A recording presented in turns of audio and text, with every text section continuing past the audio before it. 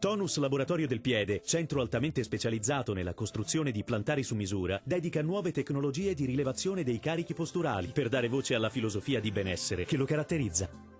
Ben ritrovati al Meteo. Il nuovo anno inizia all'insegna del bel tempo. Ecco il dettaglio del 1 gennaio 2019. Sul Veneto la presenza dell'anticiclone garantirà un tempo per lo più stabile, tuttavia saranno presenti nubi basse, foschie e nebbie, specie sulle pianure meridionali, talvolta anche persistenti. Più sole altrove, con cielo al massimo poco nuvoloso.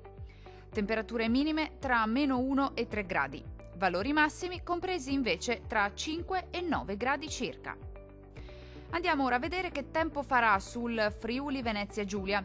Poche novità, la situazione non cambia di molto, anche sulla nostra regione infatti sarà il sole a prevalere, con il cielo che si presenterà poco nuvoloso su tutti i settori. Non si escludono degli innocui addensamenti sulle coste al pomeriggio. Temperature stazionarie con minime comprese tra lo 0 e i 3 gradi. Valori massimi oscillanti invece tra 6 e 9 gradi. Vediamo infine la situazione meteorologica del Trentino Alto Adige. Sarà bel tempo ovunque, con ampio soleggiamento su tutte le province. Il cielo infatti si presenterà sereno o al massimo poco nuvoloso su tutti i settori della regione, salvo per qualche addensamento innocuo sulle aree meridionali. Temperature minime sui -5 gradi. Valori massimi compresi invece tra 3 e 5 gradi circa. Dal Meteo di Antena 3 per ora è tutto. Arrivederci.